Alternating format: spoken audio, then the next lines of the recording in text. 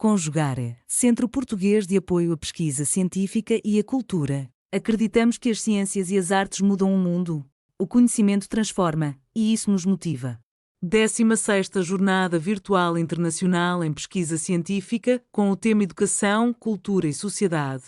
Realização dias 21, 22 e 23 de abril de 2026.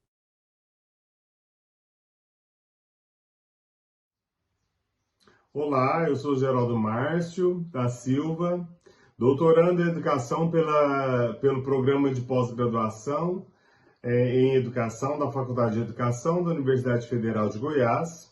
É uma honra participar da 16ª Jornada Internacional Virtual promovida pela Conjugare na cidade de Porto, Portugal. E eu trago para hoje Educação Humana rumo à Excelência em Tomás de Aquino. Eu começo fazendo uma epígrafe do texto A Condição Humana da Hannah Arendt. Ela diz o seguinte: nenhuma atividade pode tornar-se excelente se o mundo não proporciona um espaço adequado para seu exercício. Nem educação, nem a engenhosidade, nem o talento pode substituir os elementos constitutivos do domínio público, que fazem dele o local adequado à excelência humana. Este artigo aborda a educação rumo à excelência humana em Tomás de Aquino. Hannah Arendt, em A Condição Humana, questiona se o homem é um animal social ou político. Afirma que a tradição, em especial Tomás de Aquino, perdeu a compreensão originária do termo zoon politikon. Ora, se o ser humano antecede o público e o privado, ele é anterior às possibilidades da vida biológica e das que levam à socialização. Do mesmo modo que ele existe antes do desenvolvimento de si e da capacidade de tornar-se político, assemelha-se em algumas características com os animais. E, por outro lado, possui elementos constitutivos que lhes são inerentes. Um deles é a liberdade. A liberdade, inerente ao ser humano, é fator de questionamento. Ele, por ser livre, e esse tal seja sua excelência, pode, contudo, conduzir-se no desvio de sua finalidade. Eis o problema. Se a liberdade o permite desviar de sua própria natureza humana, de sua condição, então como é possível orientá-lo para a sua finalidade? Na Grécia, os homens apresentavam suas oferendas aos deuses, conforme os rituais referentes aos festejos religiosos. A religião era tida como uma forma de vida, ou seja, o culto era vivido em sua plenitude. Não significava somente ir ao culto, mas sim vivenciá-lo. Para Sócrates, Platão, Aristóteles, a filosofia grega é uma forma de vida. Nela encontramos a teoria, a contemplação, a possibilidade de ver, não com os olhos físicos, mas com os olhos do intelecto. Aquilo que transcende, o que se apresenta como além do imanente. Algo que se apresenta sempre do mesmo modo. O ser humano, assim como podemos ver Aristóteles, possui o saber teorético, o saber prático, o saber poesis, ou seja, o ato de fazer versos e produz. O ser humano cria a religião douta, aquela que vai além das aparências.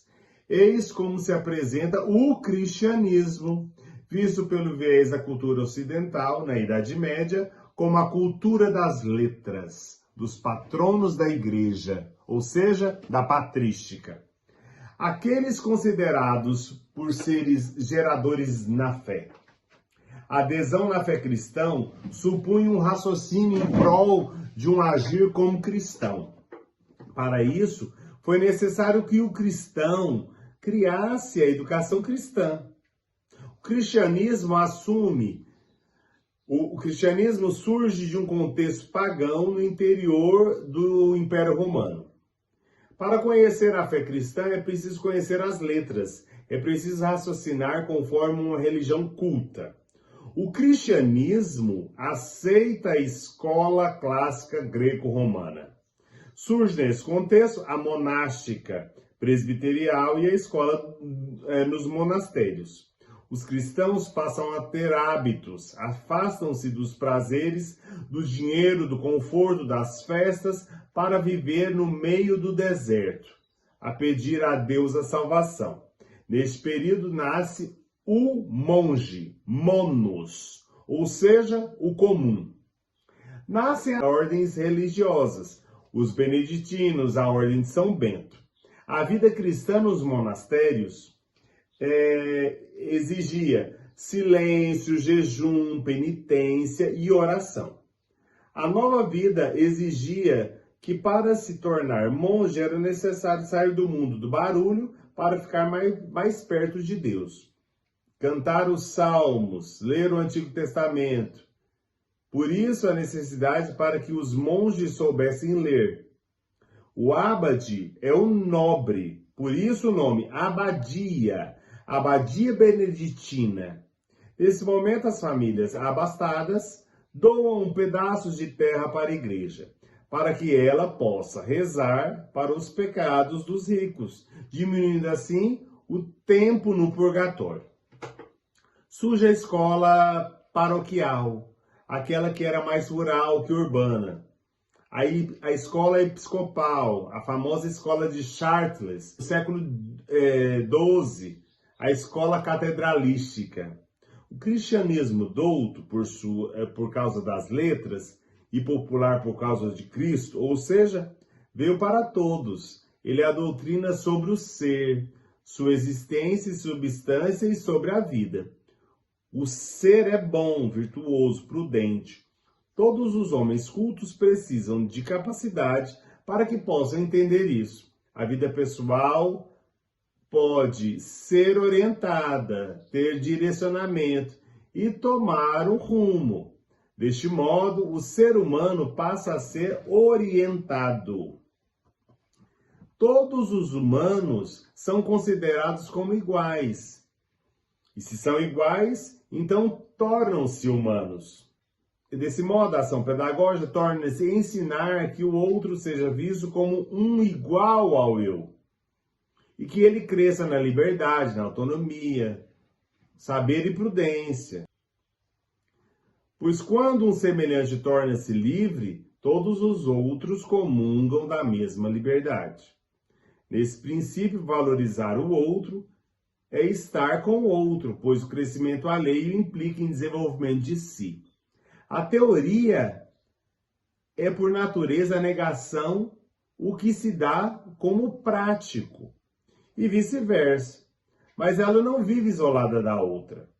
O espírito é a cultura, a formação, os valores, a prática do bem e a virtude humana. O não respeitar o outro implica em corromper qualquer forma civilizada de vida. A filosofia indaga sobre a ideia do ser, da substância e sua essência. Aquilo que é a coisa é por natureza o que é de fato é. O que é a natureza da escola? O que é o ser humano? O que faz o homem ser humano? A razão, a dignidade, a autonomia, a liberdade? Ninguém torna-se humano sozinho. Só se torna-se humano em ato. E realizar-se todas as questões dadas acima. A essência da vida humana torna-se realizada quando todas essas ações são postas na ação da própria vida. O ser humano, quando deixa de existir, torna-se o que fez em vida. Assim, se dá a busca pela perfeição, para aprender constantemente, pois não se sabe de todas as coisas. Torna-se necessário buscar incessantemente, pois ele é o que sempre se busca, pois o aluno só aprende se for capaz de compreender. Eis a questão pedagógica fundamental. Não decorar e não repetir, mas aprender. Na Suma Teológica, Tomás de Aquino aborda a finalidade da natureza humana, que compreende a direção da perfeição, cujo caminho decorre das escolhas feitas ao longo da vida terrena. O homem possui o logos, ou seja, a possibilidade de dizer, de saber, de fazer com que as coisas tenham significado. O homem é um ser que possui a existência na polis, que torna possível a existência humana na Grécia Antiga. A polis é a racionalidade. O ser humano ultrapassa os limites dos animais que vivem para comer, beber e procriar. Ele pode tanto escolher ser feliz quanto, infortunadamente, escolher a infelicidade. Ele é livre. Nem por isso sua escolha vem a ser a liberdade. Assim se diferencia porque o Logos permite que faça a cultura, ou seja, tornar-se livre para inventar formas de comer, beber e habitar. Por isso, possui o Aristos, ou seja, a excelência, o melhor, algo que se destaca dos outros viventes, e ele possui a excelência humana. Quando fala-se de excelência humana, não se afirma dos bens materiais, do mundo dos consumidores, mas da dignidade, da autonomia, da liberdade e do modo como se conhece a autonomia dos outros. O ser humano só se torna autônomo na medida em que possibilita que os outros seres humanos possam também tornar-se autônomos. Isso constitui a elevação do mundo do espírito. A sociedade é diferente de fraternidade. A fraternidade é uma irmandade. Um cuida do outro com muito cuidado e cuidar de si mesmo. Não é por ato de obrigação, mas ato de austeridade. A excelência humana é um ato de virtude, ou seja, a força de caráter, justiça, coragem e fraternidade. Dentro dessas possibilidades, nós construímos um texto de 15 páginas, como pede esse encontro, utilizando a Hannah Arendt, George Agamben, Tomás de Aquino, a Suma Teológica, princípio desse trabalho, Burgers, John Louis Burger, o professor Ildeu Moreira Coelho, Jean-Marie Garganet, Humberto Galimberti, com o livro Imite Nosso Tempo, John Rawls. E dentro dessas possibilidades, podemos trabalhar a concepção do que Tomás de Aquino pensou como rumo à excelência humana por meio da educação. Espero que vocês possam ler o texto e agradeço desde já. Muito obrigado. Realização Conjugare, Centro Português de Apoio à Pesquisa Científica e à Cultura. Apoio Editora Cravo. Inscreva-se no canal, comente, curta e compartilhe. Obrigado por assistir.